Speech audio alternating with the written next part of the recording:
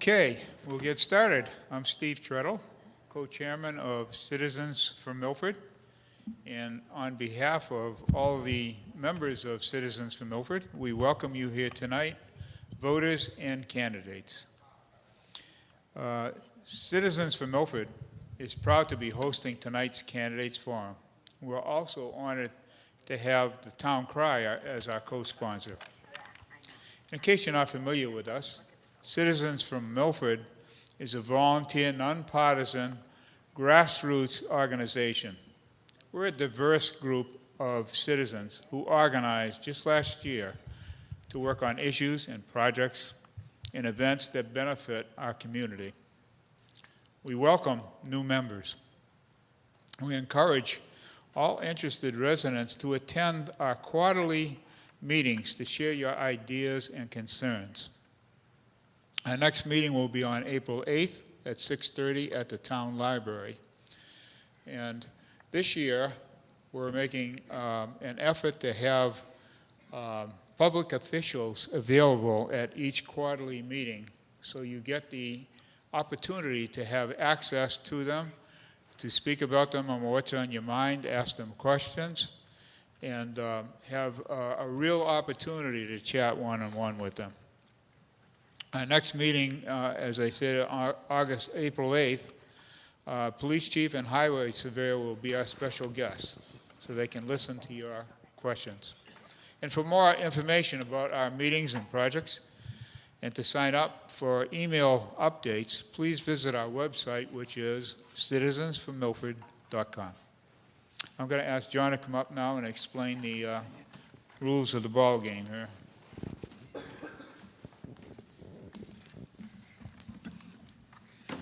Thank you, Steve.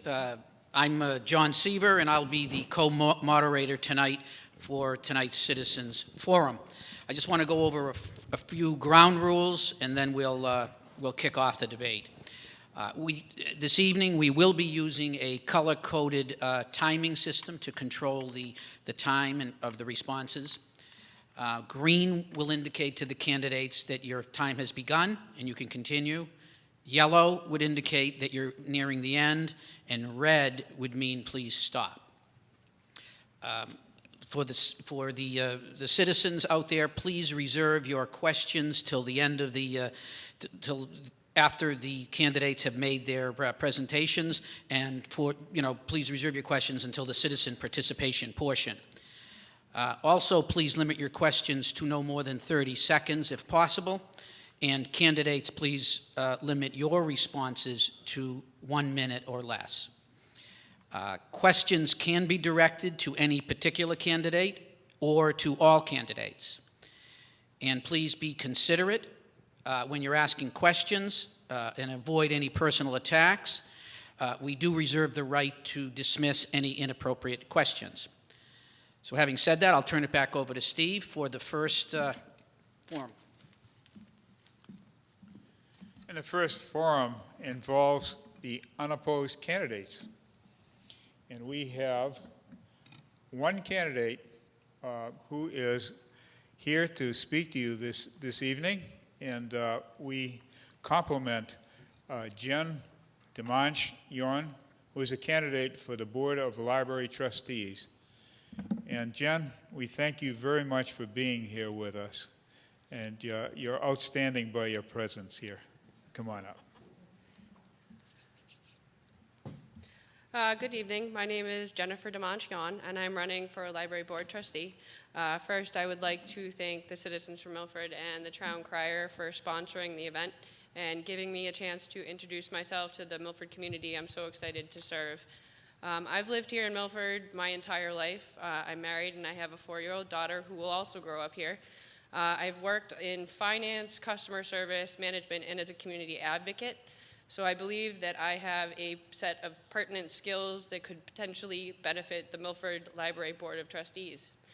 I'm running for the position because after having my daughter, I realized just how important being active in the Milford community is. I do not simply want to just live within the town borders. I want to actively participate in maintaining and improving upon the great services the town of Milford offers so that our community grows and flourishes not only today, but for all generations to come. I believe that the Milford Town Library is a true cornerstone in the Milford community, and I want to do anything and everything possible I can to help maintain and improve upon the existing programs, policies, services, and technologies the library currently offers. I want to make sure that we can enjoy the library today and in all future generations, including my daughters. Milfordians should always be able to count on the Milford Town Library as a welcoming, comfortable, and safe place where they can go to learn, interact, and be a part of our community. I want to assist the Board of Trustees and the Library Director in maintaining a strong financial standing with prudent financial decisions regarding certification, infrastructure, and programming, while also keeping in mind the ever-changing needs of our community. We need to work as a team to ensure that the Milford Library continues to grow, thrive, and be relevant. I would appreciate your vote for a library trustee, and thank you for allowing me the opportunity to help ensure that our library remains the shining star that it is. Thank you. Thank you, Jen. Thank you. I'd now like to ask the candidates for school committee to take the stage. There are 4 candidates for school committee, and they are John Erickson, Scott Harrison, Mike Walsh, and Scott Vericchiola. John, you will be the first one to make your presentation. Each candidate will make a 3-minute opening presentation and then return to their seats. And then after all 4 candidates have done that, we will open it up to questions from the audience. All yours, John. Thank you, John. Good evening. Nice to see you all here tonight, and I'd like to also say thank you to the Citizens for Milford and the Town Crier for organizing this event. My name is John Erickson, and I am a candidate for school committee. I graduated from this high school in 1986 and from WPI in 1990 with a degree in electrical engineering. Along with my father, Bill, I worked and ran our family electrical contracting business for a number of years. I began working for the town of Milford in 2004 as the building inspector, and later became the building commissioner, the position which I currently serve. I believe Milford is a great community to live in and to raise children, as I've lived here my entire life. I care a great deal about this community, and I believe the school system is integral to our ability to thrive in so many ways, and it starts and ends with providing the children of this town with the best education that is possible. The school committee plays an important part of this process with the choices that they need to make. We have some challenging decisions coming up. We have teacher contracts that are under negotiation. We have to determine the proper reuse of Middle School East, and then educational technology plan needs to be put in place. Those are the decisions that need to be made today and now. Tomorrow will lead to a number of new decisions. I believe that I can be an effective member of the school committee that is willing to make all of the difficult decisions necessary, because I will always ask myself, ultimately, what is in the best interest of the children? Milford has a great team of administrators, educators, and staff that work tirelessly and with great emotion to do the best for the children every day. I aspire to join this committee, and I find myself asking, what can be done to embrace this team? What can a committee of 7 members do to support a staff of 600 educators, which will lead to the success of the students? I want to earn your trust, and I will always take this approach. I hope to be one of 7 to do so on April 7th. Thank you.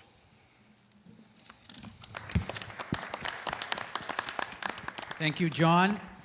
Next candidate is Scott Harrison.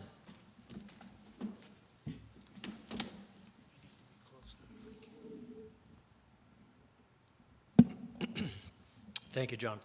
I want to start by saying thank you, good evening. Thank you to the Citizens for Milford for having us here this evening. I've enjoyed my time serving on the Milford School Committee over the past 3 years, thanks to the great support of my wife, Kathy, and my son, Connor, my daughter, Kirsten, as well as my other family here in town. Both my parents are retired school teachers. I've grown up in this town. I'm a graduate of Milford High School, as is my wife, as will be both of my children. It's been a pleasure to be able to serve and be able to continue to support such a great institution and such a great group of teachers, faculty members, and certainly administrators. We have a lot on the horizon here in the town of Milford. We have a new elementary school that's in process. Though the state will tell us it's 90% complete, and only on a state project can you be 90% complete when we still haven't put a first shovel on the ground. But there's still a lot more work to do. There's a transition plan that's going to go into place. Continuing to merge multiple schools into a new elementary school, as well as the consolidation of Middle School East. Working with understanding what that next step will be for Middle School East. I've had the pleasure of being able to serve on the Middle School Reuse Committee, along with Steve Treadle and a number of other community members, and being able to determine and have input into what is best served for the town of Milford and also for the students of this town. Also facing us is the continuing challenge of technology. It's a critical component of today's society, and continuing to integrate that and continuing to improve it throughout the Milford Public Schools. Lastly, we have English language learning. These are the students that continue to come into our town, as we've had for generations, that don't speak English when they first arrive at town. These students have become Milford kids as soon as they walk into the town, and we have the responsibility to continue to educate them. That being said, the additional influx of students that don't speak English does put additional burden on the taxpayers of Milford, because those children require additional services. That being said, I've been very, very fortunate and very happy to continue to work as someone who's a strong advocate for continuing to find support for the taxpayers of Milford, working with our local legislator, as well as at the state and federal level. I will continue, if I'm reelected, to continue to be that advocate for taxpayers, for our students, for our administrators, and certainly for our faculty. I certainly do ask for your vote and your continued support on April 7th. Thank you. Thank you, Scott. Next candidate is Scott Vecchiola. Thank you for having me here tonight. Citizens, closer, this is good? All right. Thank you for having me here tonight. Citizens for Milford. All right, my name is Scott Vecchiola, born and raised in town of Milford. On various boards in town. I run because I want to be the people's voice. A lot of people complain to me about everything. They don't want the time and run, so I run for them. A couple of my goals: the new school. We have to plan on transitioning the kids over to all that, get that, so we're going to do Middle School East. I have some goals on that, but I can wait until a later date. And the other thing is the English language learners.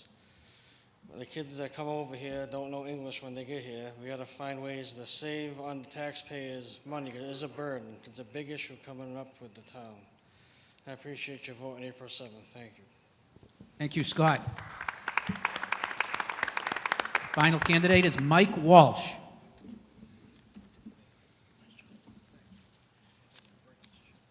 Good evening. For those of you who don't know me, my name is Mike Walsh, and I'm running for my third term on the Milford School Committee. My wife Nancy and I have lived in the community for 26 years. We've raised two grown children, Jessica and Mike Jr., who both went through the Milford Public Schools. I spent 25 years as employed at ImperialCars.com, so I have great tenure. People ask me, why do you want to run again? And it's very simple to me. To give back to a district, to give back to something that's given so much to my family. And when I ran, I waited till my youngest was out of the district because I didn't want to have any conflict. I didn't want to have an agenda. I wanted to run because I wanted to run. And I always say, when I sit in that room, I'm what you call a full member. I don't have to leave that room to vote on teachers' contracts. I don't have to leave that room anytime we vote on anything. I sit in that chair and I represent you from the time I walk in until the time I leave. And that's why I'm running again.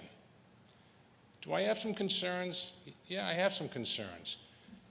As my friends here to my left have mentioned, I think the English Language Learners Department program is very important. And I'm very concerned about people that take shots at it, because to me, they've forgotten about what the great town of Milford is all about. And that's why my wife and I set up family here, because all the different nationalities. I ask you, every year at the Stacy Middle School, they put on what's called the Cultures of the World. I ask you to come this year. 60 different cultures were represented at that school last year. That's what the town of Milford is founded and made up of. So yes, we have a group of people here right now. They may speak a different language, but we have an obligation, and our obligation is to educate them, because through education, as you know, all things get better. I would like to see the Woodland School project to its completion. I think it's a very important project. It's a very exciting project, and I'd like to see it completed. But I think another area that's very important to me is the budget. As everybody knows, the school budget is the largest budget in the town of Milford. And you need to have responsible people there looking at it. I had a conversation with somebody today, and they said, you know, when you first got elected, you used to sit in a room and go line by line by line. And I said, and that's exactly what we need to get back to doing. Because we go to town meeting every year. Mike, let's wrap it up. Your time. I'm sorry? You're over your Okay. time. Again, I'm sorry. I asked for your vote on April 7th. Thank you. Thank you, Mike. Thank you. At this point, we'd like to open it up to the questions from the audience. So what we're going to propose is people that have questions for the four candidates, please raise your hand. We have people with microphones that will come to you. So let's start. First question over here. I have two questions. One that is a very general question. I think you guys answered it in your opening remarks, but I will repeat it. And that is, what do you think is the greatest single challenge facing the schools of Milford? And the other question is my own personal question. What is your view on serving on a committee over which you have relatives in that very system and you have to recuse yourself from voting on their contract? I believe it's a conflict of interest. I believe you should be recused or should be eliminated from the committee, period. That's my belief. Okay, let's start on the right. Start with John and then move that way. You can sit at, just use the microphone that's at the table, John.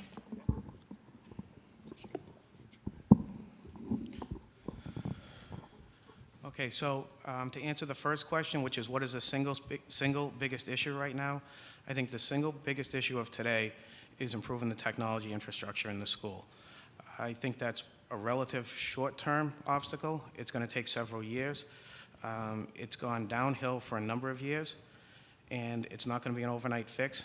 We need a technological education plan, which I don't believe is in place now, and I believe it's going to take a lot of work to get that in place, and I think that money shouldn't be spent right now until that plan is in place. It's not just a matter of procuring switches, hardware, computers, desktops, handhelds. I think that's putting the cart before the horse until we have a technological educational plan. To your second question, I have no conflicts within the school system. To Mike's point earlier, I can also be a complete member. I would not need to recuse myself from any aspects of the school committee position. Scott. Thank you for the question. With regards to your first question, what's the single top challenge that the schools are facing right now? I would agree. I think the technology is certainly one of the largest ones that we're facing right now. From a priority perspective, it's something that really has the furthest to go, though we certainly do have Woodland and Middle School East that are on the horizon, and certainly a very, very large projects that are in place. We're pretty far down the road with those, and there's plans that are in place. That challenge of technology is something that impacts not only on a day-to-day basis with the ability to make sure that we're continuing to communicate with, as a system and within the town. it can also present some potential challenges with making sure that information gets transferred with parents. It impacts communication with the public if our website's not able to be up and going. It can also impact the education of our students with them continuing to be able to have access to technology. As we know in the society today, it's such an important component of what it takes to prepare somebody to compete for jobs in this culture. Secondly, when it comes to family members in the system,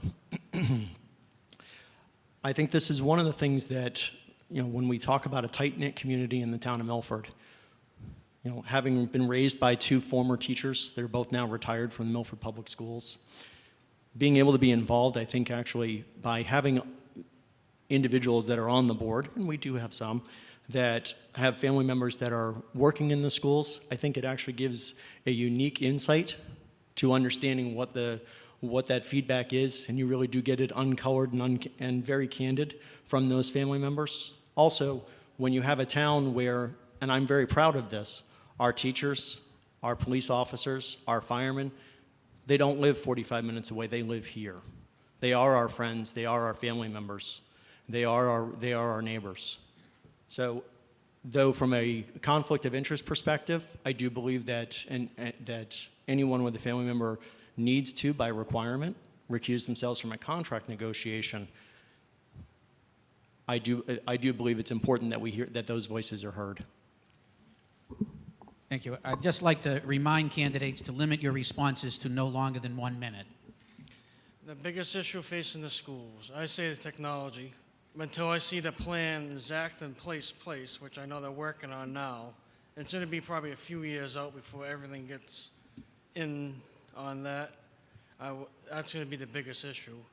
And on the second one, I got no conflict. I got no family members in the system, so I can vote fair and balanced. Thank you.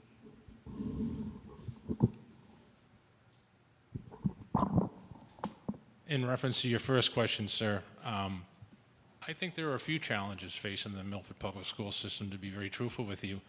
To me, technology is not the biggest issue that we have right now.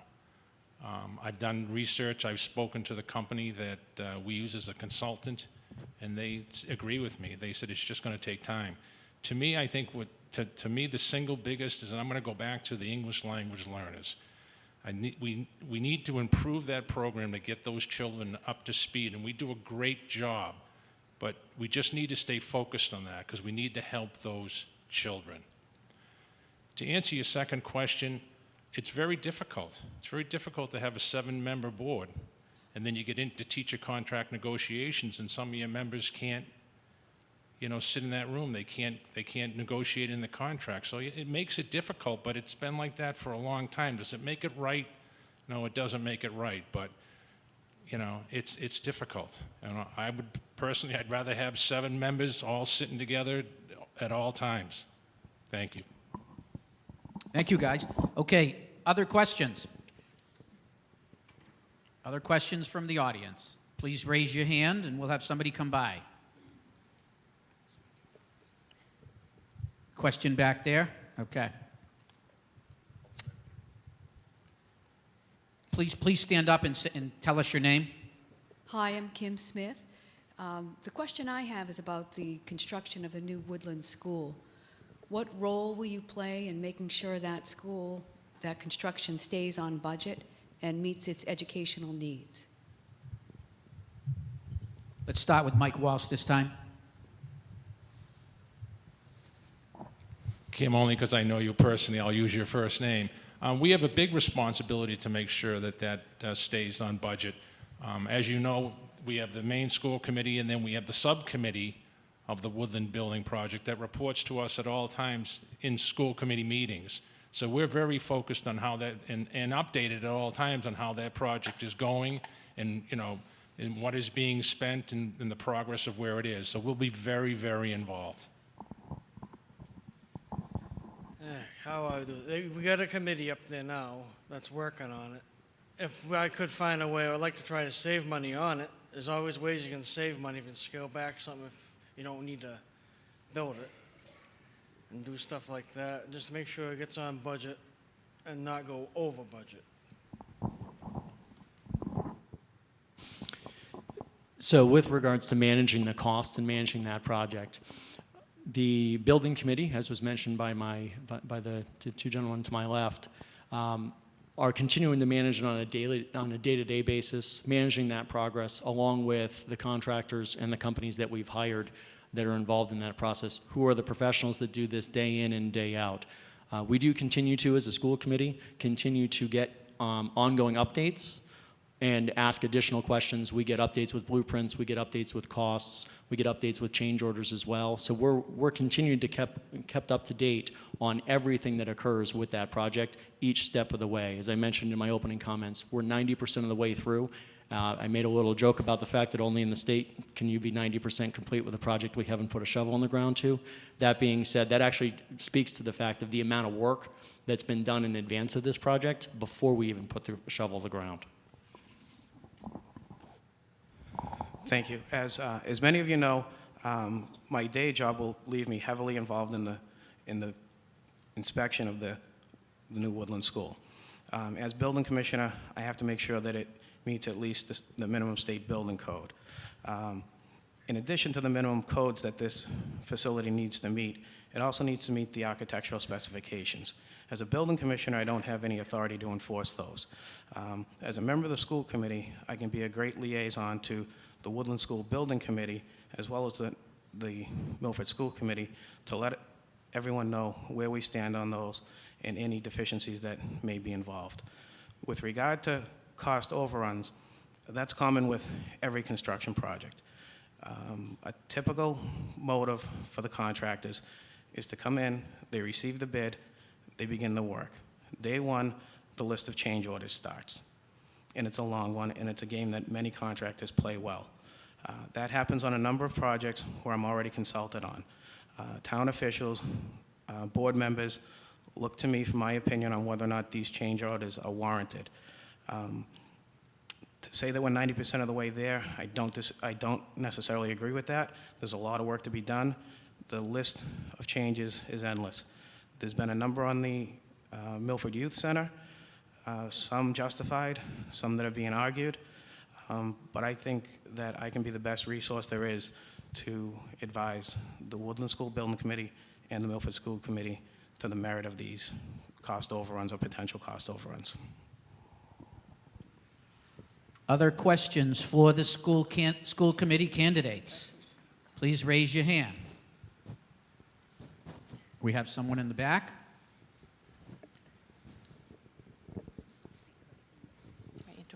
Hi, Amy Sanborn. I have a question that says, Milford has become a magnet for illegal immigrants, and the Milford taxpayer is footing the bill for their vast educational needs.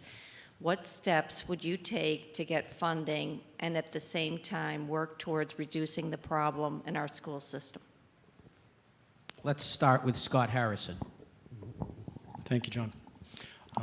Great question. This is something that we've certainly been addressing. It's something I've been personally taken on and have been working hard on for the last several months. So I'll speak about actually what steps I've taken and what steps I'd continue to take as a school committee member. The first step is working to understand what the numbers and what the impact really is. We're very fortunate. We've got Jen Lancaster, who's our director of English language learning in the district, who provided us with a very comprehensive report to understand what that impact is, both from an education perspective as well as from a cost perspective. I then have also been working with our local legislators, both John Fernandez as well as Senator Fatman, and then up through the governor's office, through Governor Baker as well as Lieutenant Governor Polito. Where are we now? So through ongoing communication, there is legislation that is being penned in the process of being filed to actually work on one of the proposals that I had, which was to bring up and start to address with circuit breakers. One of the challenges we face with the increasing numbers of students that are coming in is that we can't move fast enough. Once that budget is formed, it's formed so many months in advance that we get students that'll show up. This year's a perfect example. We had an additional 20 students that showed up after registration and well after the budget was in place. So working with the state and working to try and get additional funding to try and put through a circuit breaker program so that we can start to get those additional funds after the budget's already been placed. So that's one thing that I've already begun to do. So I'll continue to work with them to see that legislation through so that the taxpayers in Milford are not the ones that are only bearing the burden of that. That's a critical component of what we're facing here in town. Secondly, with regards to what do we think is causing some of the challenges and how do we address it, a lot of it does come down to opportunity, and it does come down to our housing stock. One of the things where we have so many, we have a number of properties in town that lend themselves to high rental numbers, where we've got a number of individuals in town that are coming in because they have access. When those students come sometimes cross the border, they're asked if they know of any family members or friends that are in the United States, and they're giving the town of Milford because this is where we've already got a number of folks. So we've got to continue to make sure that the folks that are coming into town, they're coming in following the rules. They're coming in legally. They're not coming into illegal rooming houses. We've got to do that by continuing to, as a town, to work with our task force to go out and understand what those needs are, to make sure that these individuals are living in the manner that they should be living in. And that's in accordance with all the laws and regulations. Let's go to John, and then Scott, and then Mike. Yeah, so I totally appreciate all the efforts that Scott has put forth and is putting forth with the problem with our English language learning students. And he highlights the problem that we have numerous housing that is conducive to these people moving in. With regard to illegal housing, again, in my full-time job, I've inspected nearly every property in Milford at this point. There are no illegal units anymore, or if there are very, very few. We've gotten rid of hundreds of them. But I agree that, to Scott's point, there is a an abundance of housing that they can come to, and they may have family members that are here that enables them to come here. As far as how to solve the illegal immigration, my simple answer is I have no idea. There's a number of legislators trying to solve this problem. I think it's a lot bigger than the Milford school system and the Milford School Committee. I agree it's totally inappropriate and totally wrong, but I don't have much answer on how to solve the problem of illegal immigration. With legal immigration, that's the foundation that this community's been built on. I've mentioned that before, and I don't think I need to elaborate, but we realize this has been a melting pot for at least 100 years, probably much longer. Yeah, good question. There, let's see. What can we do with them? Well, you can't kick the kids out. We need to teach the kids. They're only children, so I don't blame them. But they all come here because we got everything in this town. You got housing, you got everything they want, and they come here. We have to find ways to get the state and the federal government to help us, because it's hurting us, the taxpayers in Milford, and it's hurting the school system. Because the MCAS go down, because a lot of the kids that come over here do not speak English right away, and they wonder why it's bad. That's what happens. It's just hard on that issue. I see both sides, but a lot of them, they come here and do it the right way. They did like our ancestors did. They came here and did it the right way. I'd kind of like to answer that question two ways. And first of all, don't take this the wrong way, but illegal immigration really is not in the jurisdiction of a school committee member. It really is something that, in my opinion, the Board of Selectmen should be involved with. And the reason I say that is that we have steps in place that every child that comes into the Milford Public Schools is legally in Milford, whether it's through the health department, checking their addresses, checking verification cards, but they are legal residents in the town of Milford, and therefore we owe them an education. One of the things that's tough for us, though, is unfortunately is that they tend to register late. So we have all the class sizes all set up, and then in August we get another influx of children coming to register. And that's kind of what we're working on, to try to educate the parents more so that they follow the steps more. But to me, I look at the results, and real quick, and I'll end it real quick, is I was touring the Memorial School, and a teacher grabbed me, and she said, "I want you to come meet a little girl." And I walked into the room, and the little girl was Ecuadorian, And I went over to her and I said hello, and she answered me back in English and spoke to me in English, broken English, but she was talking to me in English. She said 2 years ago she couldn't even speak English. That's what I look at. I look at the children that are in our school system. Are they moving forward? I know it's a tough thing to understand, but are we doing the right thing for them and moving them forward? So to me, that's the important. I look at the results. Thank you. Thank you. Other questions for the school committee candidates? Right back there on the right. Please state your name, please. Michael Soares. Most of my question was already answered, but specifically, Mr. Walsh, you said that you wanted to improve the ELL program. I'm a product of the ELL program, and I'm just wondering what it is that you see that you'd like to improve and how you balance that with the taxpayers' needs. Thank you. Very simple to me. I just want to make it better.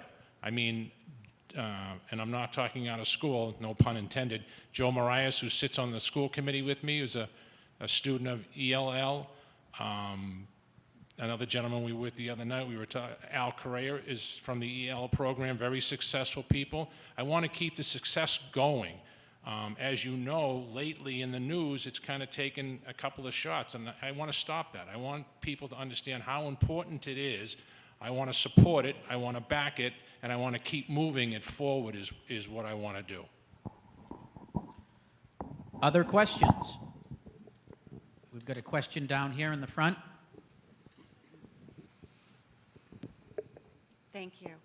A committee has been formed to study and recommend future uses for the middle school east property. Could each of you indicate what you would personally like to see happen with middle school east? Let's start with Scott Vecchiola.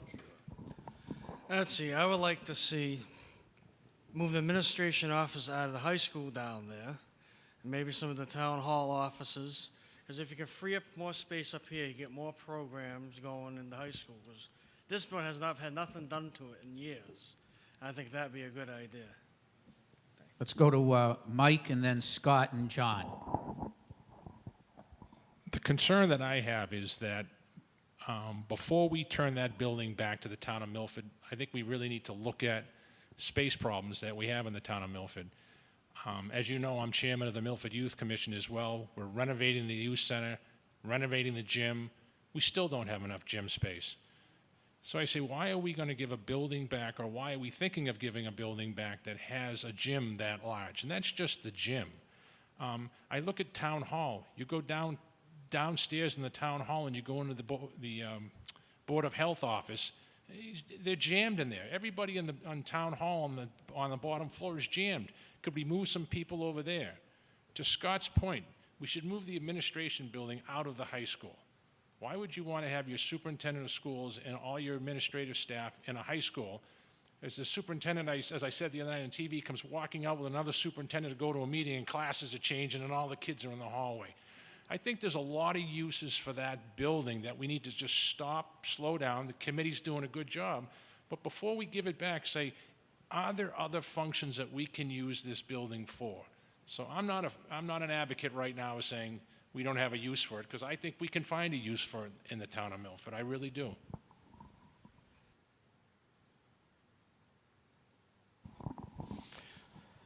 So I actually have the good fortune of being able to actually serve on that middle school reuse committee as a representative for the school committee. And my personal feelings on it are this. I do believe that we could use that building for some office space. As was mentioned, and actually having been in town hall most recently, I was there earlier this week, was downstairs and was visiting our Board of Health. What our Board of Health is able to accomplish in such a small space is amazing. I think with some additional space, they could achieve even more. So continuing to use that for office space as an annex to town hall, as well as our community use program. Our community use program and Lenny Marcone has done an amazing job with continuing to offer additional services for the community. And right now, that office is currently being housed right here in this high school, which is fantastic. However, from an access perspective and for the safety and security of our students, this building is locked down during the day. Well, if a parent or a community member would like to get in to see that office, it's very difficult to do during the day because you're not allowed in the building unless you have an appointment. So being able to get that office out and get it into a place where the public would have better access to it, I think would be a critical component. Finally is the use of the gym. That gym is a beautiful, beautiful gym. It's arguably one of the most impressive gyms we still have here in the town. I think continuing to have that gym space, it is at a premium in the town, and continuing to have use of that. I would like to see some additional office space. What we've got to remember is it's 71,000 square feet. It's a gigantic building. There's multiple uses that could be done. I'd love to see some additional office space. If we could generate some additional revenue for the town by renting out office spaces for either attorneys that want to do closings, groups that want to meet, to come in and use it as an additional meeting space for the town, all of those things are things that I'm in favor of.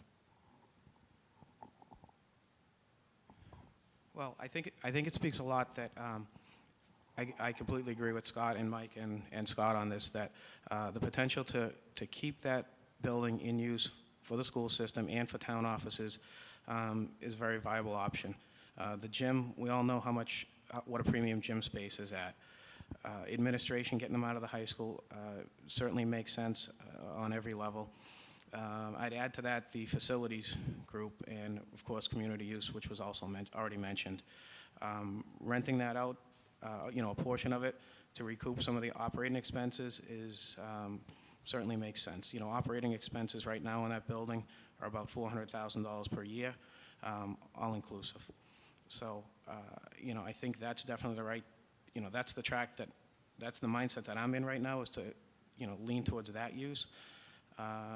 But I don't think we've come to a complete conclusion. I'd like to see what the market would bear, to sell it outright, to put it back on the tax roll.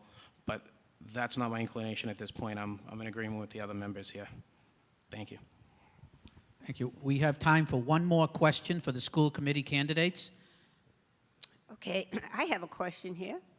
What is your opinion of the Milford School District most recent MCAS scores? Do you think we can do better? If so, what recommendations would you make for improvement? Let's start with Scott Vecchiola. Let's see.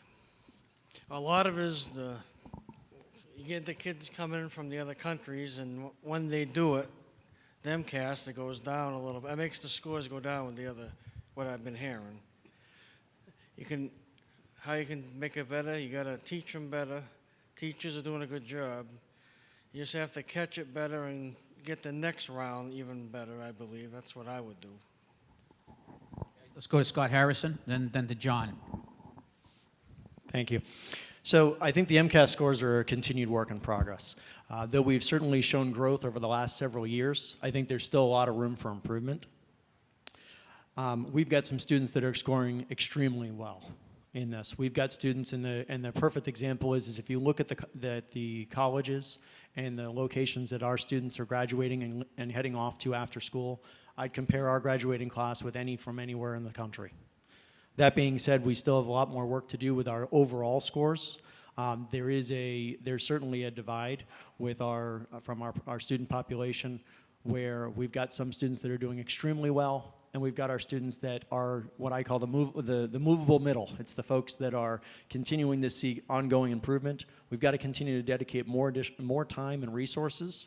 We've got some tremendous teachers and a tremendous administration that's doing a great job with helping these students. I think we need to continue to support them. As an example, with our honor students and the students who do the advanced placement courses at the high school.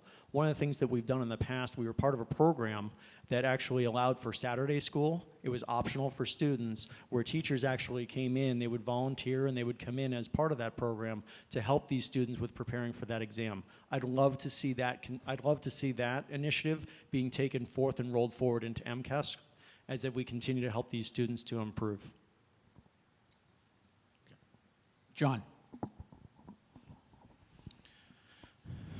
That's a question that's been posed to me a number of times, and I have to be honest, I don't know the answer to that. What I know is that I'm not an educator or an administrator, and I do know that we have a great team in place, and I would look to them for those answers. And what I would also look to them for is to ask them the question, if I'm a school committee member, or when I'm a school committee member, What can I do to help you? What is the answer to this? How do we improve? And what can I do to help you enable the students to succeed?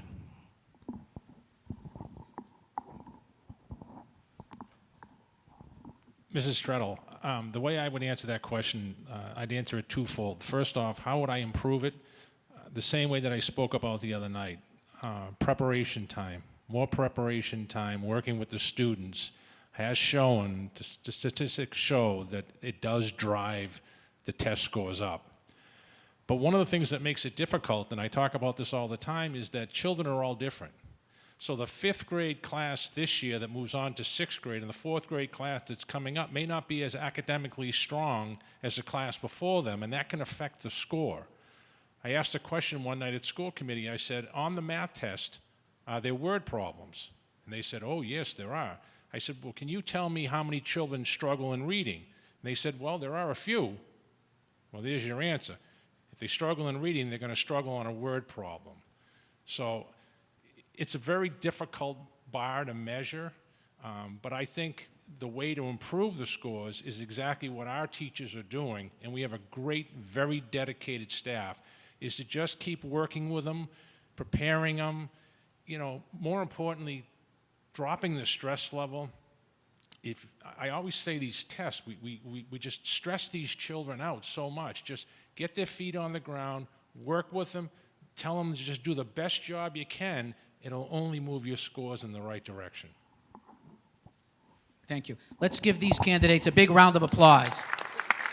And thank you, guys. You can return to your seats now. Thank you so much. At this point, we're going to bring up Board of Health, and let me try this. Ken, can you come up and join us, please?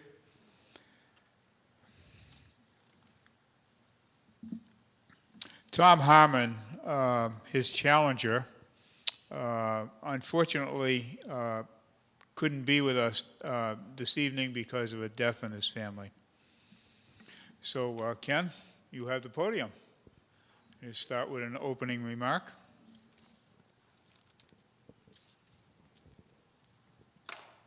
Thank you.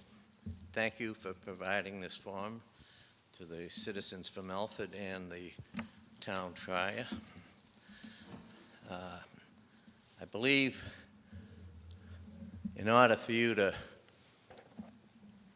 decide whether or not you would want to vote for me, you should know exactly what the health board does.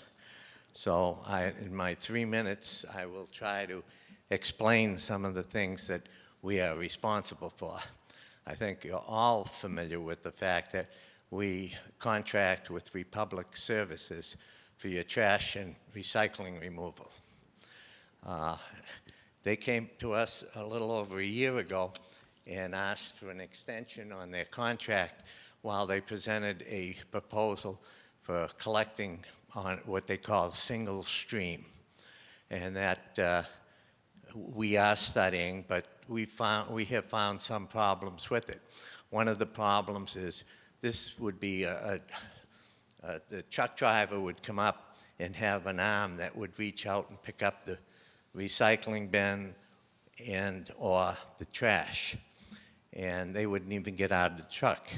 Well, the problem with that is that we also, in our trash collection, provide for a bulk item to be put out each week.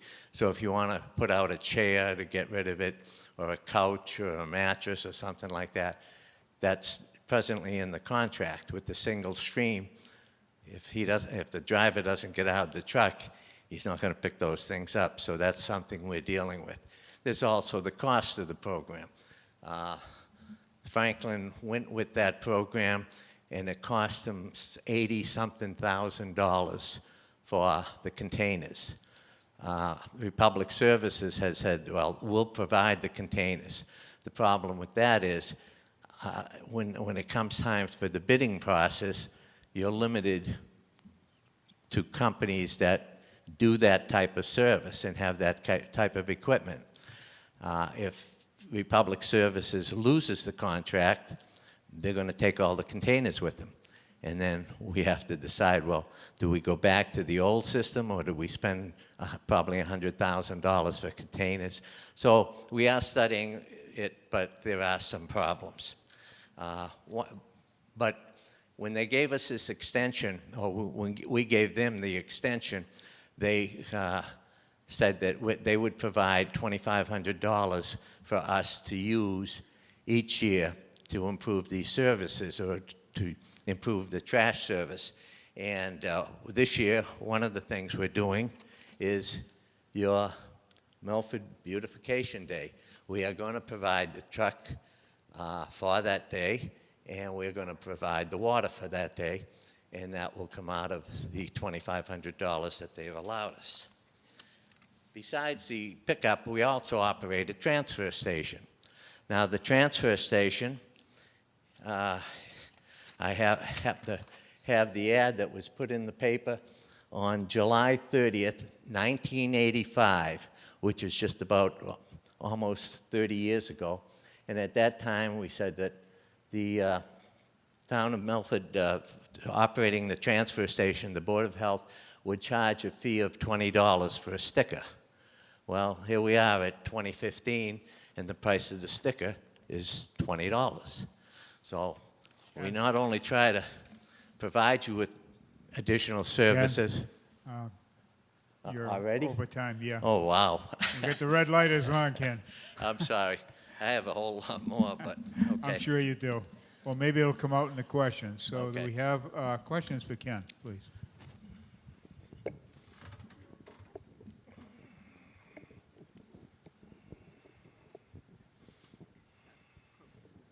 Hi, I'm Irene Rugaletti. I have 3 questions, just being curious. I read in the paper this morning, I think it was this morning, that you are going to provide a container for shops down at the transfer station. That's correct. And that there would be no charge. I've also read in the paper that there are some of the stores have had problems with shops. Now, if you to get the shops into the container, will people have to pay to get into the transfer station? That hasn't been decided. I would say probably yes. At least they should have a sticker if they're going to be coming in. Okay. The other thing is, I also read in the paper that the transfer station may have a shredder. Yes. I think that's a great idea. Thank you. And the third thing, and the most important thing to me, is I see a lot of places, week in and week out, that do not have recycling bins out. They throw everything in the trash. I understand, I'm not sure if it's correct, that there is something on the books that if they don't put it out after 6 weeks of the 2 weeks that go by, they get a letter. I want to know what happens after they get this letter, because there's somebody that I know, or a few people that I've known, for years haven't put out their recycling bin. Thank you. Okay. First of all, we need volunteers. We've asked the senior center to provide us with 2 volunteers where they will get a tax break as their reward to go around and do this auditing of the recycling. What the program calls for, if we can get these volunteers, is that, yes, after the first 3 periods of recycling, there's no bins out, and they report it to us, the people are sent a letter. Or the homeowner or the apartment owner is sent a letter. And that's a warning. We tell them, you got to get your tenants or you have to start recycling. The second phase of it is we do a re-audit again of the recycling, and if they're not recycling the following recycling date, then we send them a ticket for $25. And then if they pay that ticket, and if they continue not to recycle, then we send them another letter saying, if you don't recycle, we're going to stop picking up your trash. That's it.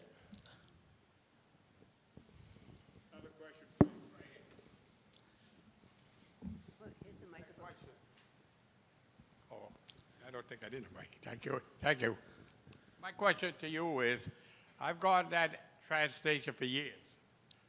Now, that transfer station is getting to be very dangerous. You, your board, have done nothing for the people that are working there.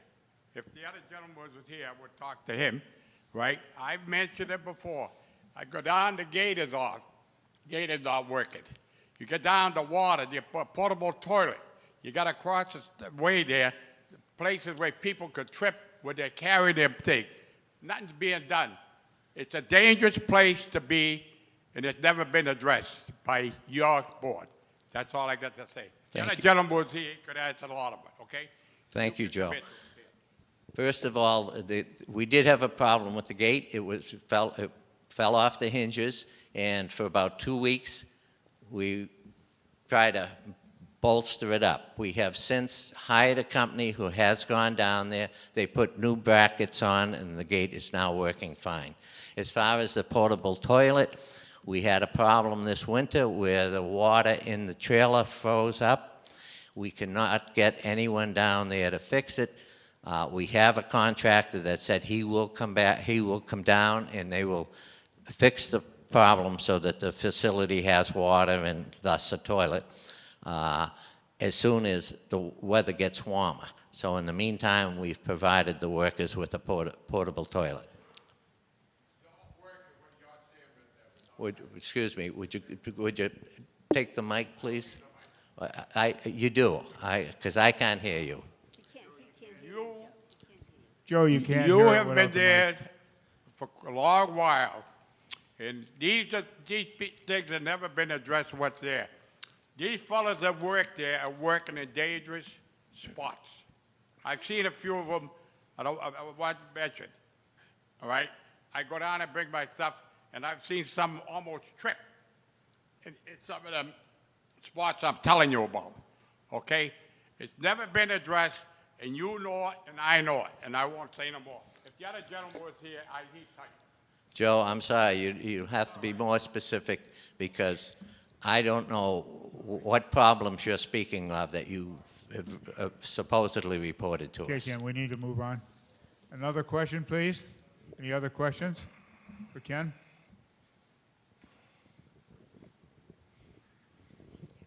Hi, my name is Beverly Swimer, and I was reading with interest your decision to put needle boxes in a couple of different locations. I think that's probably a very timely decision with all of the information that we're seeing in regard to the presence of needles in abundance in town, in parking lots and fast food restaurants. And as we all know, this opiate addiction problem is very serious right now. And Milford has not been spared. So I wondered what the Board of Health is doing in regard to addressing this problem. Kids walking home from school are at risk. People in the parking lots parking their cars are at risk. But most of all, how do we make people more responsible? These needle containers are wonderful, but it seems to me that if someone's dropping them in piles all over town, as was referred to in the paper, they're not going to bother going to a needle box at the, the recycling You're center. correct. They're not.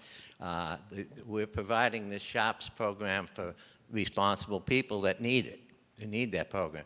We can't do anything about the illegal disposal of needles. We don't have a sanitation department that can go and take care of these things, sweep them up or do whatever has to be done with them. So there's nothing that we have in place to handle anything like that.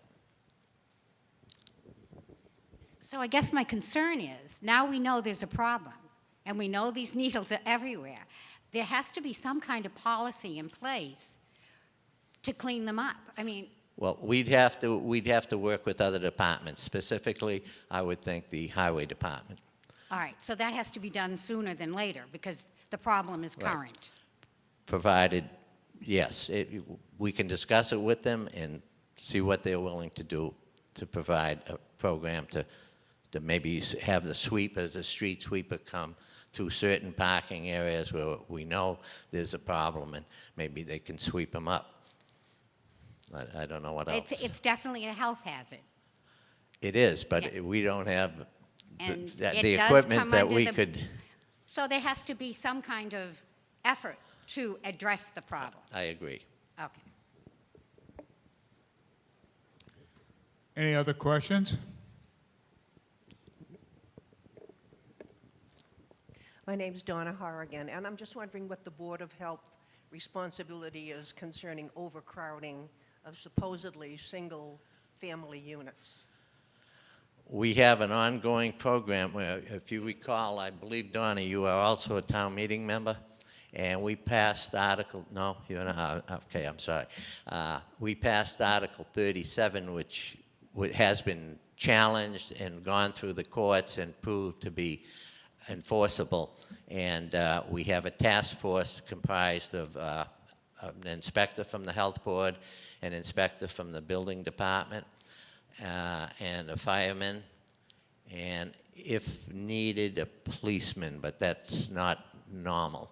It's usually those three people, and they target certain areas where they maybe see an excess of trash out and they suspect that there might be more people living there than there should be, or maybe there's a number of vehicles out there that indicate the same thing, and they go every week and inspect certain apartments or residential buildings where they suspect this may be happening.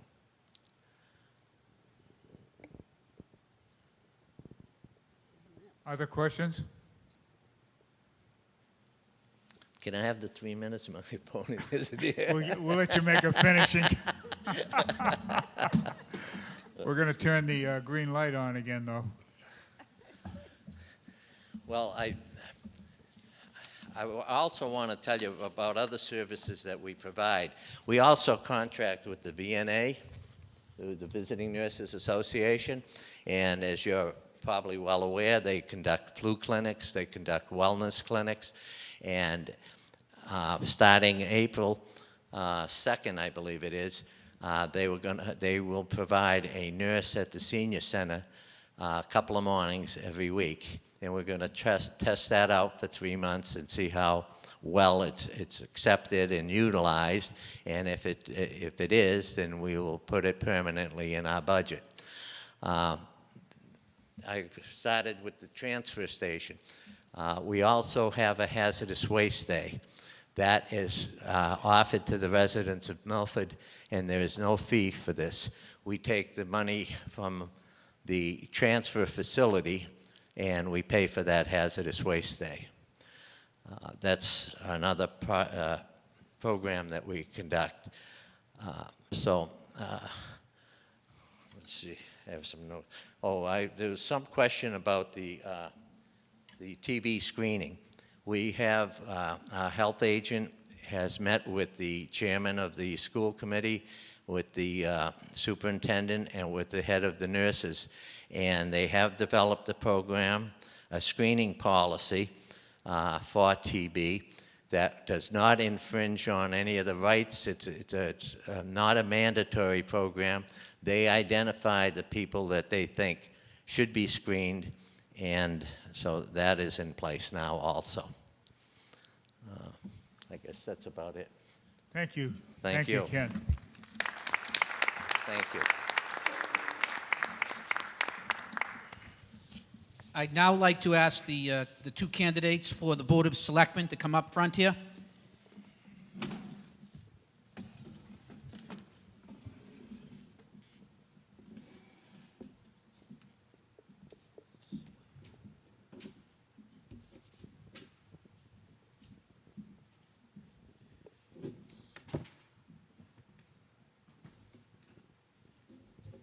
Mike, you can take the mic, the podium first, since you won the coin toss.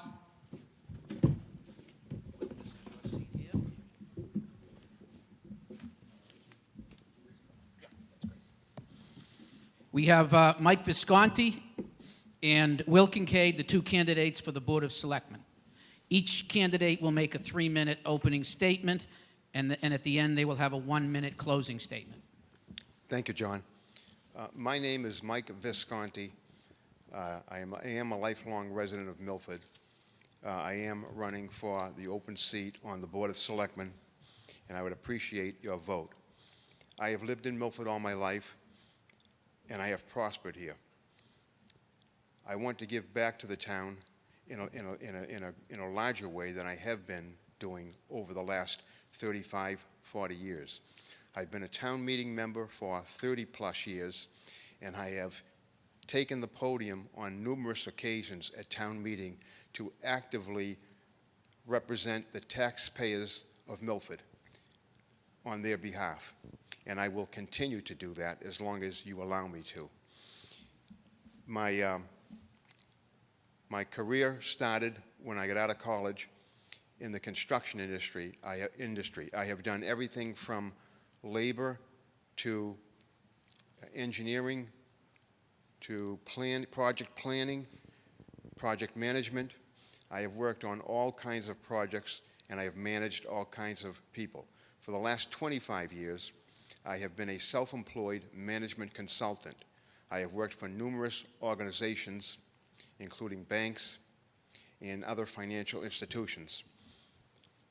My main reason for running for selectman is I would like to represent and stand up for the taxpayers of our town, especially the seniors of our town, who are struggling in a lot of cases to get by on a lousy Social Security check, in a lot of cases totaling less than a couple $1,000s. Now, how does somebody get by on less than a couple $1,000s a month? I'm not sure how they do it. But I know in some cases, and I know this for a fact because some of my neighbors are sacrificing their medications so they will have enough money to pay their taxes. Those people deserve someone who will represent them. I am, by nature, a conservative spender. And by being a conservative spender, I believe I will help balance the current board, a balance that has been much needed for many years. In a recent article in the Boston Business Journal, they had completed a survey which spelled out the affordability of different towns in Massachusetts. Now, everything was considered, including tax bills, property values, and a number of other factors went into the formula. Milford's affordability rating is in the toilet. Now, excuse my colloquialism, I apologize for that, but I think that says it all. I will work to make Milford's affordability rating higher than in the you-know-what.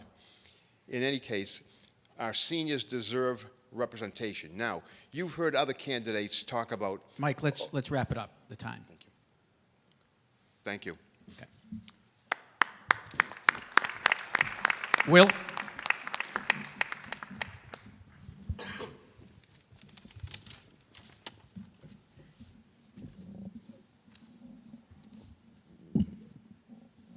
I speak loudly anyway. First of all, I'd like to thank the Citizens for Milford for organizing this forum, along with the Milford Town Crier. I also want to thank Steve Treadle and John Seaver for moderating, and of course, Mike Visconti for participating along with me in this forum, as well as this whole campaign. He's been a true gentleman throughout the process. Thank you for the opportunity to be here this evening. I've been looking forward to address this group, a group of concerned people that Milford is very lucky to have. As you may have heard throughout this campaign, I have spoken about what I call Milford pride. I think this group embodies that belief and that ethic, a love for our community and a strong desire to make it better. I am also a lifelong Milford resident, and I too have seen this town change much over the years. And I have done my best to improve our community by serving it for almost half my life. I have served as a town meeting member, a commissioner on the Milford Housing Authority, a member of the school committee for 3 terms, and I'm currently a finance committee member. I've also served on the school building committee, and most proud, I'm a member of the board of directors for the Milford Friends of Special Athletes, Milford Area Special Athletes. I now want to continue my public service as serving as your next selectman. Over the past few years, I took a step back from politics to start a family. I now have a new perspective of life in general, as well as the challenges our town faces. My son Caleb has helped me understand the things that are really important in life. Now that he's gotten older and is off to school, Lisa and I agree that this is the time, the best time, for both of us to do what I love, which is to continue serving my community. The combination of my extensive municipal experience, as well as my time recently away from politics, and of course fatherhood, has given me a fresh perspective that makes me what I believe the best choice to serve as your next selectman. I hope you'll allow me this opportunity to serve, and I respectfully ask for your vote on Tuesday, April 7th, and I look forward to your questions. Thank you. Thank you. Okay, so let's open it up to the citizens for any questions for the two selectmen candidates. We have a question right behind you, Rosemary. Wait a minute, he's gone. My question is to both candidates. When I first came to Milford, I used to hear from people all the time about the downtown area and how nice the downtown area was and how busy it was on Friday nights. I don't want to know what your plan is. I want to know what your vision is. What's your vision for the downtown area of Milford? Why don't you stop, Mike? Probably when you first came to Milford, you were able to drive to downtown Milford to help make it what it was. I know I was. In order to revitalize the downtown area, we have to be able to allow people to get there and through the town in less than an hour. I believe we need to work harder to get the bypass road in place. Now, a lot of the businesses are concerned that the bypass road will take business away from them. I disagree. It has been proven in Marlborough and in Hudson that the bypass road will only enhance business in the downtown area. The people that do not want to go downtown will be able to take the bypass road and circle around town in no time. That will allow less traffic in the downtown area for people who would like to go shopping in the businesses downtown, and it will help revitalize it. One of the other things that will help revitalize downtown is fixing the signage situation in the downtown area. Back in 2003, we had a comprehensive plan done. It cost us money. It was done by the folks at UMass. I consulted with them on the project. So two of the things they pointed out in that project was on that comprehensive plan was how cluttered the downtown is, and something needs to be done. I will work hard to see to it that the downtown is cleaned up so that people like yourself, Mr. Walsh, can go downtown, shop in the stores. Let's move along. We're going to limit the answers to a minute. I should have said that before, okay? Sorry. Thank you, Mike. That's a great question, one that has been probably posed to both of us. Throughout this campaign, I've also said it's very tough to campaign against Mike when we agree on so many things. With that said, I think the vision is for it to improve. Simplistic answer. How do we get it to improve? I spoke on the radio about offering startup businesses and small businesses possibly tax incentives or something of that nature. Now, with that also comes a responsibility. If you're dealing with small businesses, startup businesses, and public money, you have to make sure that public money is going to legal U.S. residents. You're dealing with public funds. So besides people who, like generations before us, are concentrating on downtown because their major mode of transportation is walking, how do we get viable businesses on Main Street? Again, whatever incentives we can offer, it needs to be a clean and inviting environment. Parking is still a huge issue.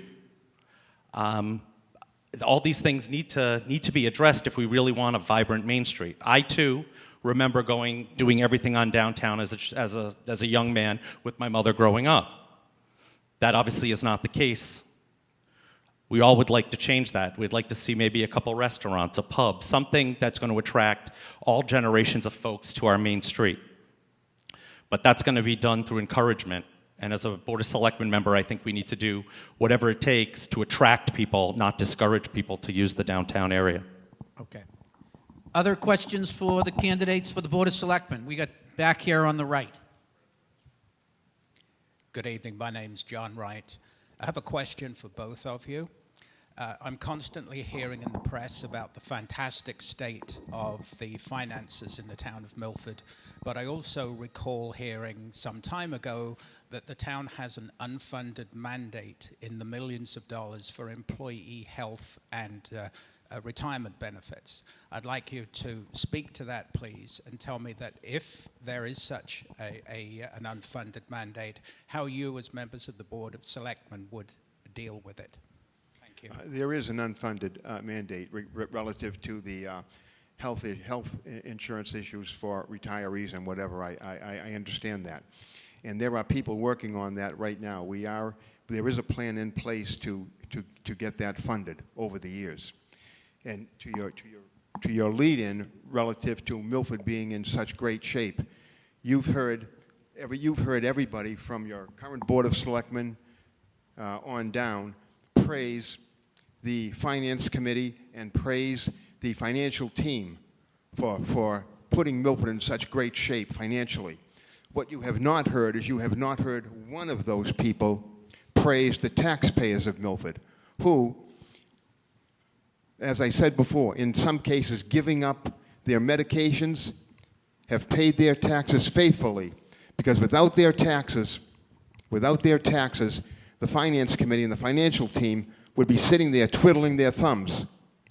So I will take this opportunity, I'll take time out of my minute. Thank you, taxpayers of Milford.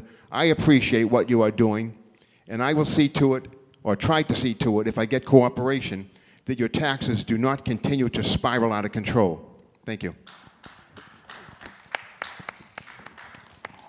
Thank you, Mike. What the acronym you hear a lot of and you read is very much government speak. It's called OPEB, Other Post-Employment Benefits. This is what is unfunded currently in the Commonwealth of Massachusetts in all cities, towns, districts, again, across the state.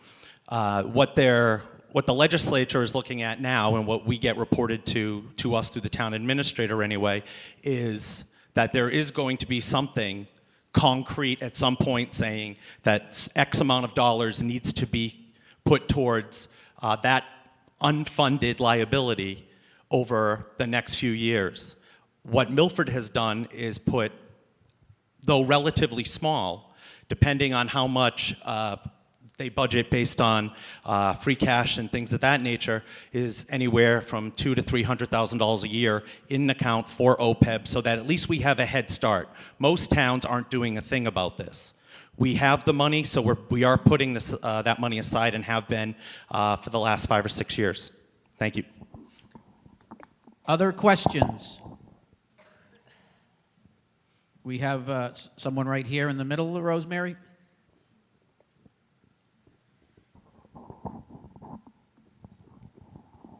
I'm reading about the liability of the town of Milford relative to the Charles River stormwater issue. Can either one of you explain what exactly is going on and what we can expect in the future for the town as far as liability there?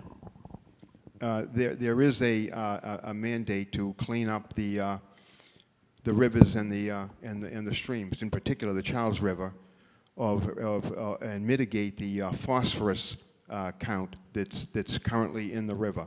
We now have the application for a permit in place with the government to try to solve that situation. This could cost the town, it could cost businesses in the town millions of dollars because of water runoff containing phosphorus that goes into the Charles River. Our town engineer, who is very capable, by the way, is currently working on that permit, which will help mitigate that problem. Now, it still may cost us money, but we are working to solve that problem. Before, I have to say this, when I was on the zoning board, there was an application that came before us for a major project that had massive amounts of pervious area included in it. By that I mean grass and fields.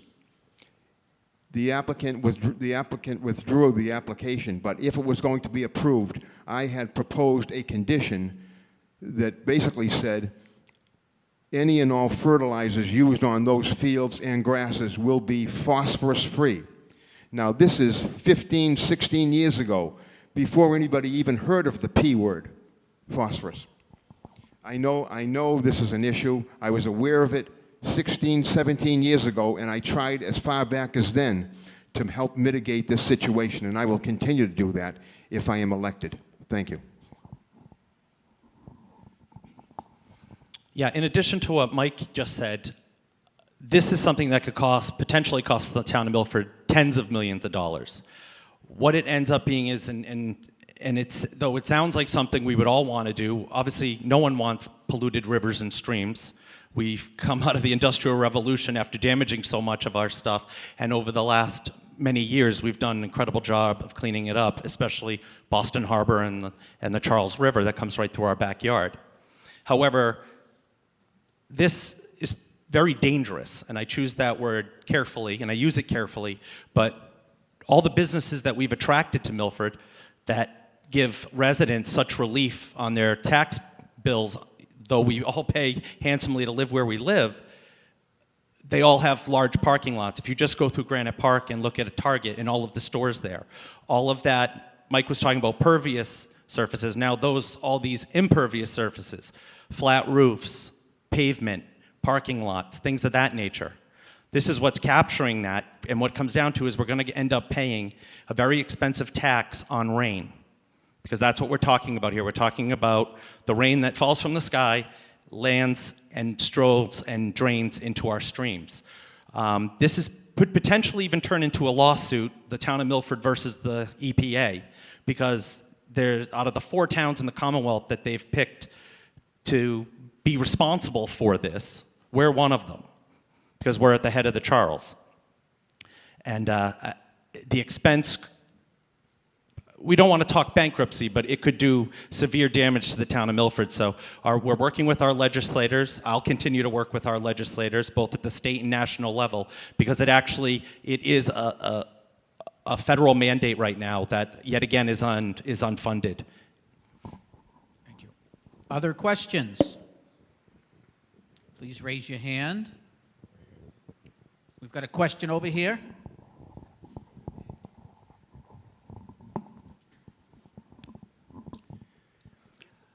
I'd just like to get your comments, no matter who is elected as a selectman. The school committee was asked what was the greatest problem that faced the town of Milford. Let me take it from my perspective.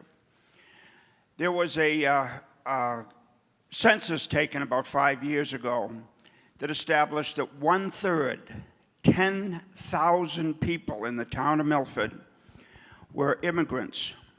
Didn't describe whether they were legal or illegal.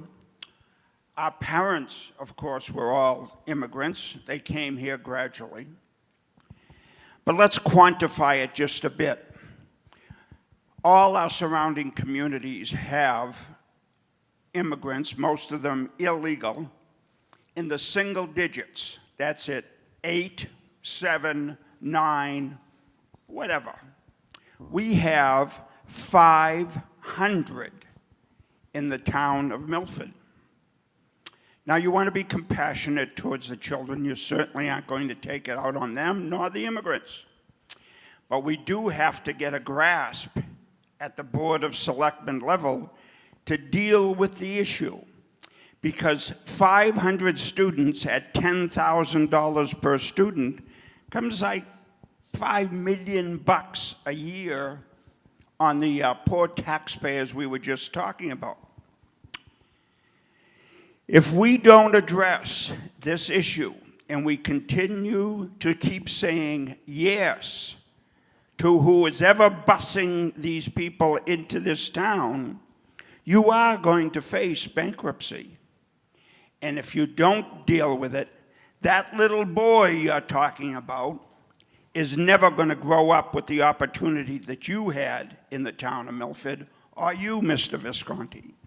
And if you have a vision of what Milford is going to look like a few years from now, drive 12 miles south to Woonsocket, Rhode Island, or 15 miles west to Worcester, or 12 miles to Framingham, and you'll see exactly what those issues did to those communities. Milford will never be recognizable to those of us that grew up here. Your comments, please. Every time you hear anybody bring up the issue of illegal immigration and how to control it, the response is, well, the federal government says you can't do this, and they say you can't do that, and that's illegal to do that. Well, I don't buy that. I don't accept that. I won't roll over for the federal government. If I am elected, I will try to convince my colleagues on the board to form an ad hoc committee. Now, every time you turn around, we're forming a committee for one thing or another. And yes, some of those committees are very valuable and they do a lot of good work.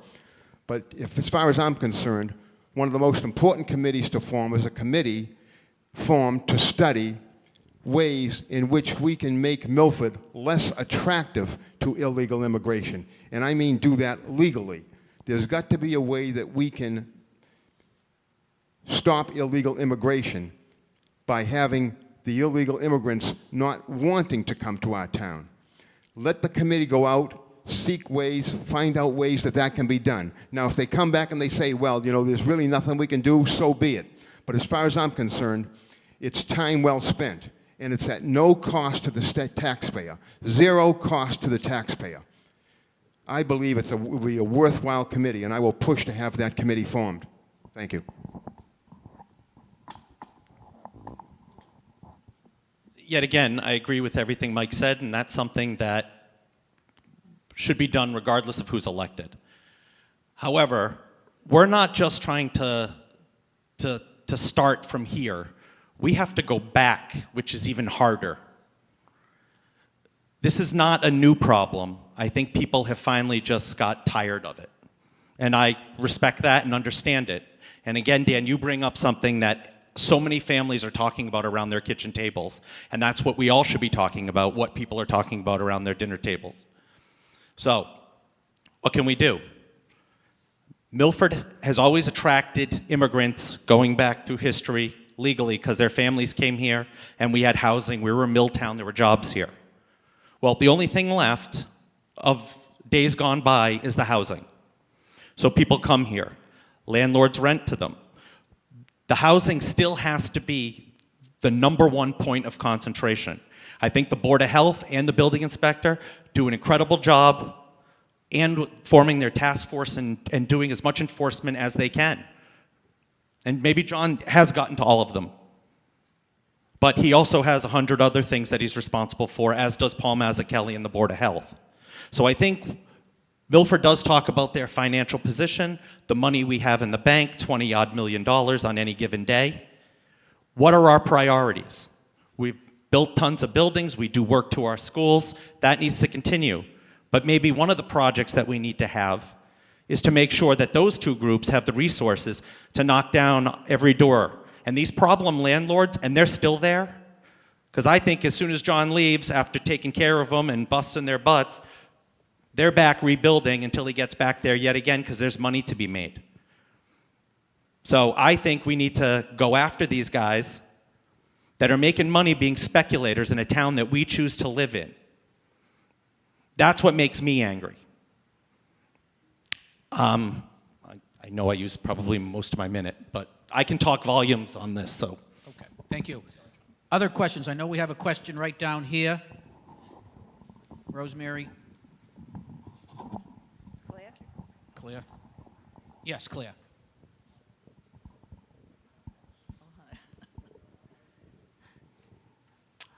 Yes, I would love to see the sidewalk sales coming back in the summertime. Remember, we always had those wonderful sidewalk, and they were always very popular. And, you know, have a lot of things for the children. And I would like to see maybe a nice parade, Milford High, you know, put on a musical parade, you know, through the main street and so forth, you know, with all the children. We do have wonderful bands, here. I mean, Mike Crowley, he was great with all those bands and with the children and so forth. And I'd like to see that would bring a lot of interest for the children, you know, on the sidewalk sales. They were always very popular. And getting back, I have a call. Excuse me, I don't know. This is not a prepared speech or anything. It's just off the wall. Let's see. Yes, you're speaking about the immigrants and everything.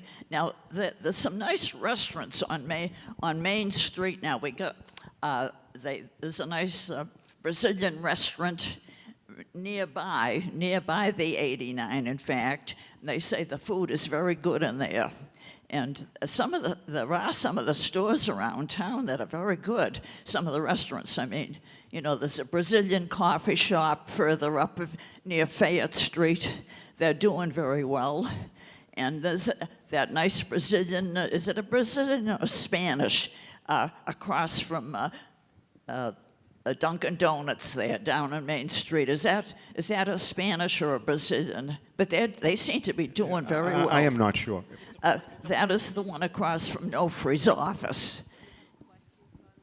Huh?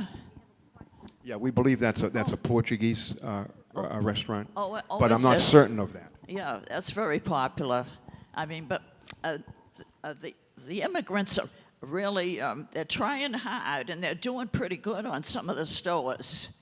You know, I think it could become, you know, popular. We could bring it back, you know, and so forth, like it was years ago. Years ago, it was fantastic. We had wonderful stores and everything else. And also, the children should be involved, of course, with many things. Near the music nook now. Okay. So forth. Is that enough? Yeah, let's hear the responses from the candidates. At Yeah, this point. Let's start with Will on this one. Let's have Will go first, Mike. Thank you, Claire. Thank you, Claire. You always bring it back to a positive note. I would like to see that too someday, and maybe we can get there. There are successful businesses. The store you're talking about is an American store. They're Portuguese. It's the Sequeira family. They do a great job, and they're a wonderful family. I think for a second, what I'm going to take my minute for is to go back to the Milford Pride message. We have our challenges. We have our problems. Dan brought up a very good point that, again, people are talking about. But we also have kids graduating college, going to good places, getting good jobs, joining the armed services, getting jobs after high school, working, making a living, supporting their families. To me, that's the number one issue. Number two, we have championship sports teams too. We have a farmer's market, thanks to Jen sitting up here. We have a symphony orchestra. A couple people on the board. I mean, there's a lot of things in Milford to still be proud of. And that's why we got to get ahead of this, even though this is a problem from 30 years ago when things were allowed to happen. That leadership has now moved on. Things are changing. We have to stop and we have to move back. We have to say enough is enough. But while we're doing that, look at all the positive things that I just mentioned in 3 seconds. Milford is still a great town. I love it here. I met my wife and I didn't even have to talk her into it that much to move here and be with me. Now our son's being raised here. And I think half the votes, whatever amount of votes I get, half of them are from my out-of-town wife and my son who's 6 years old. I'll take them. But that's how this town is. It's just, I wouldn't be anywhere else. Yes, the sidewalk fairs were great. I was at the very first sidewalk fair when, some of you may recall, they dropped ping pong balls from a helicopter with little prizes stuck to them. I was on the on the roof of the W.T. Grant building with a bunch of other kids. We nearly got killed and almost fell off the edge scrambling for ping pong balls. But it was a great time. Well, everybody had a great time. I think it was good for the merchants also, even though in most cases I think they were trying to get rid of some of their old stuff that wasn't selling. But still, it helped. If it helped them, it helped the town. I think that was, back in the day, it was sponsored and put together by the downtown merchants. My good friend, Mr. Pagnini from the Music Nook, was instrumental in putting that together. and helped out immensely on those downtown fairs. They were good for everybody, including the children. I would like to see them come back, and if we clean up Main Street in the ways that I mentioned earlier, I believe you will see things like that come back. Thank you. Other questions? Please raise your hand. We have a question here in the middle. This is your final one, George. Would either one of you, as the election goes forward, guarantee me that you will push for a bylaw to get rid of that crappy signage that's all the way up and down Main Street, all the way from the Hanover shopping area, all the way up to Main Street, to see? I have a friend that came to the town for a party, and he said, I didn't know Milford had nice parts. And that was strictly reference to that sign on 85 on 16, etched and flushed. That bothers the hell out of me. And that, how the town allowed that vendor to put that sign up there is beyond me. And that's exactly the kind of bylaw that needs to be either adopted, enforced, or either promulgated by either one of you two gentlemen to clean up Main Street. That's a problem. The signage is horrible. Crappy signage is a hot button with me. It has always been. I don't want to see Milford turn into a sign farm with most of the signs wilting away. It's a disgrace. We need to clean up the signage. I would push for, keep in mind, we already have sign bylaws in place. I would like to see a special district created, sign district created in the downtown area, specifically geared to how signage should be applied to the downtown, the immediate downtown area. And I would like to see it enforced. You can create all the bylaws you want. They need to be enforced. The signage in this town is a mess. It's a disgrace. You see banners plastered all over the place, stuck on fences, blown in the wind. It's a disgrace. Something needs to be done, and I will certainly push to have something done to correct that situation. Thank you. George, I'll answer that simply, absolutely. If I am elected, you are now, like it or not, on the list for me to call shortly after that so that we can talk about that. Thank you. Okay, any other questions? We've got a question down here. I'm the guy with the microphone, but I'll ask one anyhow. John Tian, I'm the chairperson of Milford's Renewable Energy Advisory Committee, and I'd just like to ask both candidates their position on renewable energy and energy conservation projects in Milford. Let's start with you, Will. John, great question, one we've discussed in the past, especially when it comes to solar energy. I now have yet another neighbor with solar panels on their house. As I've discussed on a couple of other programs throughout this campaign, we should be, as a town, looking at all of our public buildings. That recently came up at a finance committee meeting by my colleague Chris Moran, wondering, with all the public school buildings and the new youth center at the Armory with that huge roof, even though it's not part of this project, how do we get there? I don't find solar panels to be an eyesore. The sun is there for us, and as long as it's there, we should be making use of it. I also think, just generally, speaking of new generations coming, more and more when it comes to thinking what recycling was, which we talked about earlier, 30, 40 years ago. People were, you want me to separate my trash?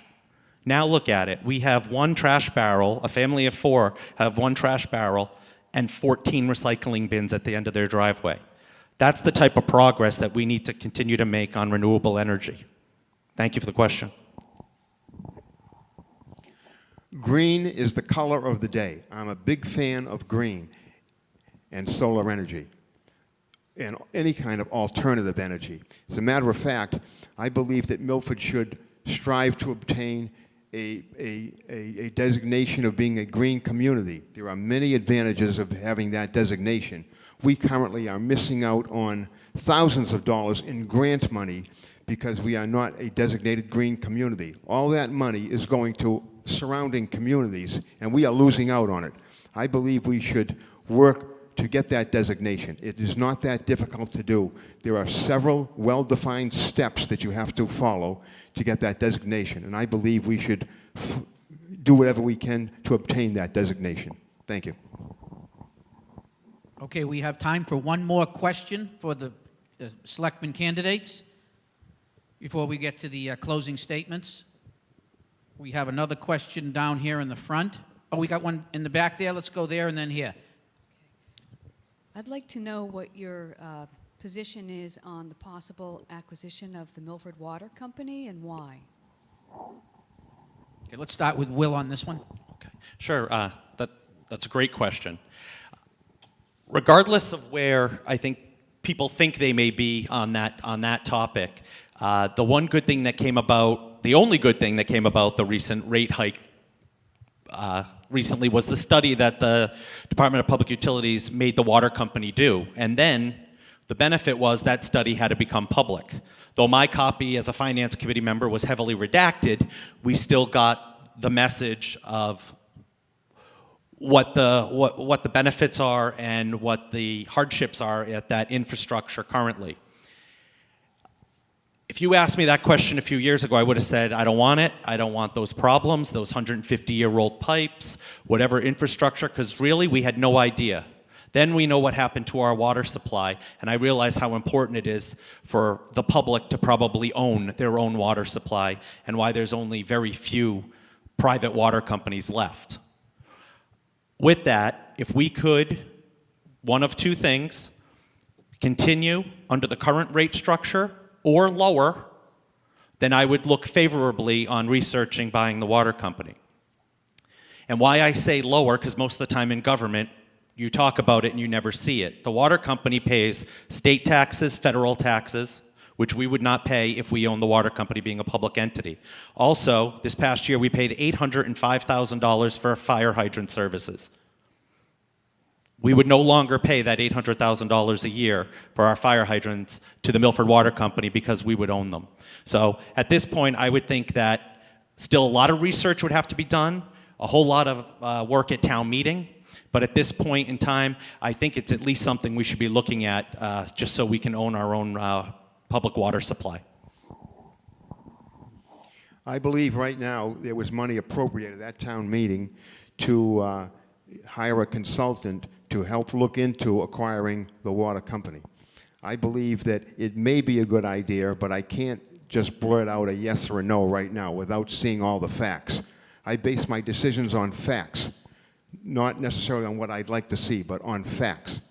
I spoke adamantly against water rate hikes before the DPU for the citizens of Milford. Unfortunately, we were not very successful, but I tried my heart out. We should look into acquiring the water, as long as there is no adverse effect to the taxpayers. And I'm not talking about the water rate payers, I'm talking about the taxpayers of Milford. If there's no adverse effect to the taxpayers of Milford, and we can control and not build up a huge infrastructure of buildings and personnel, then we should absolutely look into and seriously consider acquiring the water company. Thank you. Okay. Any final questions before we get to the closing statements? Any other questions? We do have one last one, right? One quick one here with Claire, and then we'll get to the closing statements.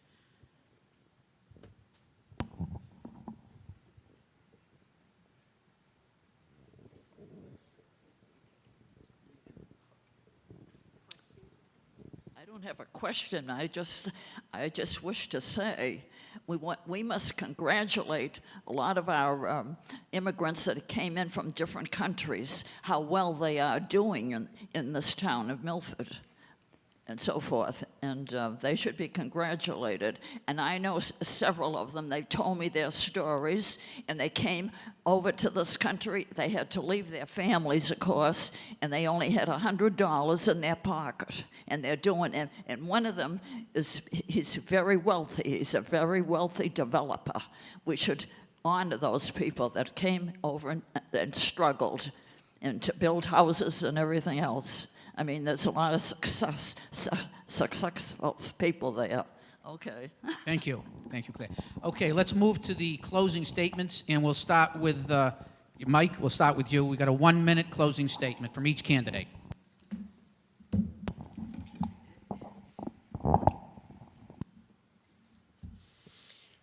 Thank you. Thank you, Steve and John. I believe this forum is very valuable in helping the voters of Milford decide who they are going to vote for. This is something that, unfortunately, we didn't have many years ago. Thank you to the Citizens for Milford for putting this together. It is a worthwhile forum. Thank you again. My name, once again, Mike Visconti. I will work hard for the taxpayers and the citizens of Milford. I am an objective decision maker. I base my voting decisions on facts. Emotions has no place in my decision making. I deal with facts, and I think some of you who have seen me operate on town meeting floor will understand that. I have no allegiance to any special interest group. I have no allegiance to any current selectman on the current board at this point in time. I cannot be intimidated into voting a certain way. People have tried that in the past when I was on the zoning board.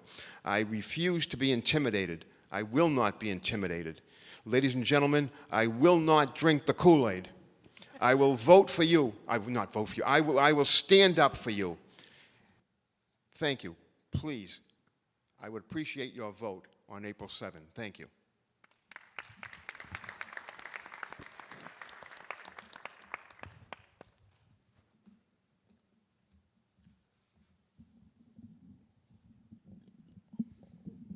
I think I'll just hold it here.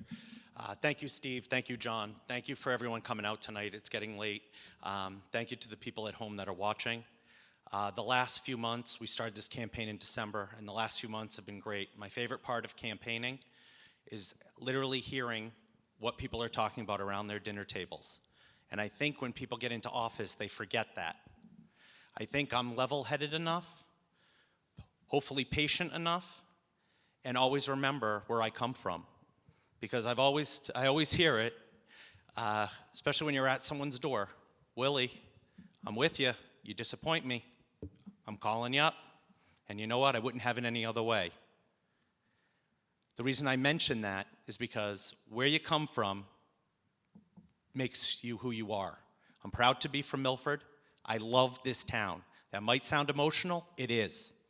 But that's what I want. I want someone sitting there, first and foremost, loving this town. Then they'll make the right decisions. I respectfully ask for your vote on Tuesday, April 7th. Thank you so much. Thank you, Will and Mike. For those watching on TV and those of you that are here, if you still have questions, you can contact the candidates individually. Their contact information is on our website, citizensformilford.com. And also look for the video on our website and on Milford TV of this meeting.